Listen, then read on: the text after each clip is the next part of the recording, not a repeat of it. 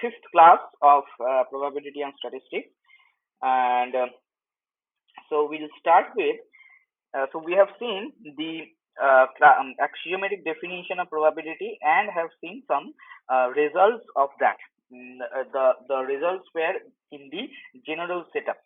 Now we have all learned about classical definition of probability, and that is so intuitive now, but that has so many loopholes, so many problems that we cannot continue that with our everyday task as our definition of probability.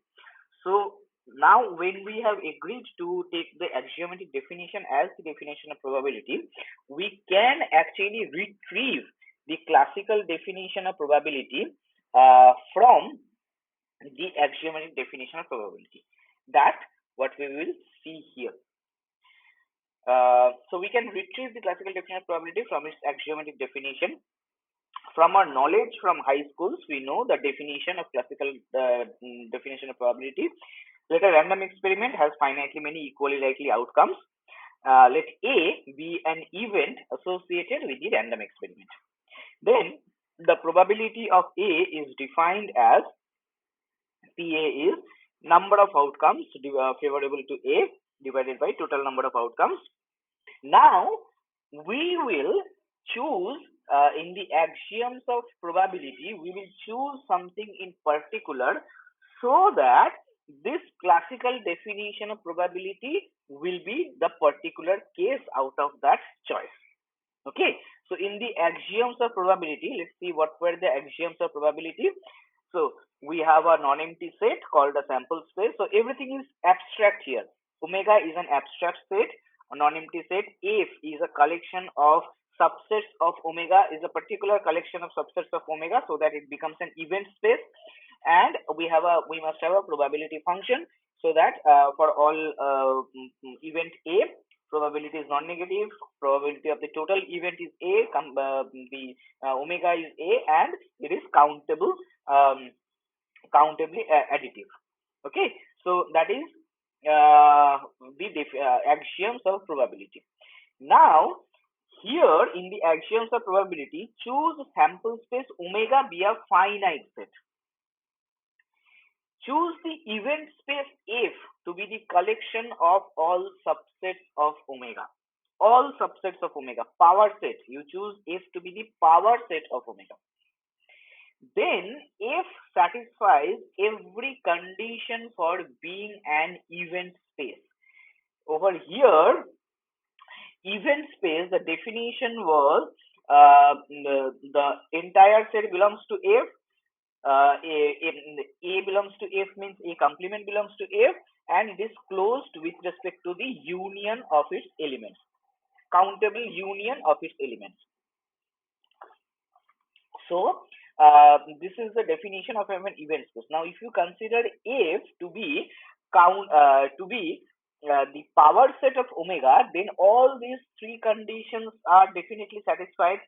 So then it is an event space. So we can always choose F to be the power set of omega in case of this finite set. Define the probability function P by probability of A is number of elements in the set A, subset A, by total number of elements in omega. Okay, probability of A is define the probability function in this way. Then P satisfies every property mentioned in the axioms of probability. So P can be considered as a probability function.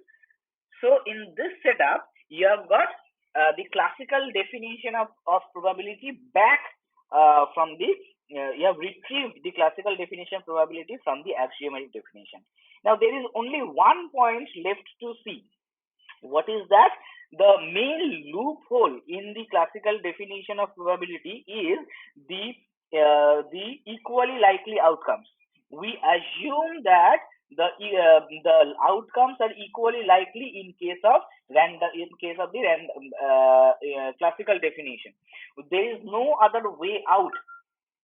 But here, so if we have chosen things in this way, then probability of each individual outcome probability of each individual outcome. That means A is a singleton set, then it is 1 by the total number of outcomes.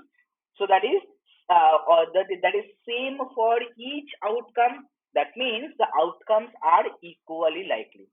So not only we have retrieved axioms, sorry, we have not only we have retrieved classical definition of probability from the axiomatic definition, but also we have repaired one of the main flaws of the definition, where it assumes equally likely outcomes. But here in this process we have not assumed that, but these things have come out as the byproduct. Okay, so this is how we apply classical not axiomatic definition of probability to different things and come up with the thing we know, like the classical definition of probability and other things. Okay, application to an infinite sample space. So today we are doing examples on this thing. Real world situation. So real life situation. So classical definition is one example, and this one is an application to infinite sample space. So there in the last example we repaired one of the flaws of classical definition of probability, that is the flaw of equally likely. So this example is outside of the area of concern of classical definition, but of course axiomatic definition of probability can cover any such thing. So the question we are bothered about is, a point P is chosen at random on a circle of radius A. Okay, I would ask you to draw this one. Draw a circle. Point P is chosen at random on a circle of radius A. Let A be a fixed point on the circle. Find the probability that the chord AP will exceed the length of the side of an equilateral triangle inscribed in the circle. So this is an equilateral triangle inscribed inside a circle. Now let's say this is your point A, this is your B, this is your C. A chord which will exceed the length, this AB or AC, has to be in this arc BC. There is no other way out. Okay, then only the chord AP will have length more than BC. Length more than the side of the equilateral triangle. Okay, so this is your point P. This is your point P, and so this AP is this length AP is bigger than the length AB or AC or BC. Let us set up. Let our sample space omega be the entire circumference of the circle. So choose the event space F as the collection of all Lebesgue measurable subsets of omega. Here things are getting a little bit dizzy. You still do not know what Lebesgue measurable subsets.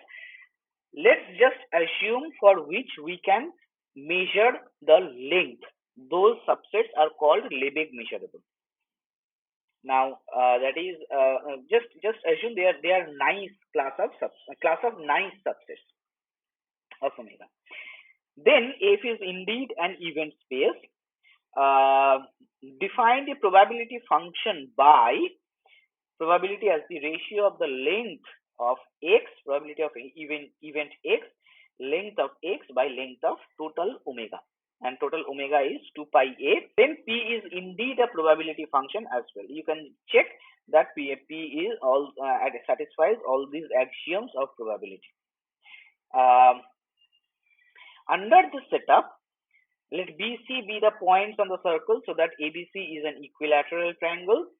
By symmetry, the arcs AB, BC and CA are of equal length. Remember the picture. the arcs AB, BC and CA were of equal length and they tri-divided the entire circumference. From the geometry, it is clear that the chord AP will exceed either of the length of the chords AB, BC or CA only if P lies in the arc BC. That is the only possibility. Hence, the required probability is length of the arc BC by total length of the circumference, that is 1 by 3. So these two are two applications of the axiomatic definition of probability, and we have done it for the classical definition one and for an infinite space.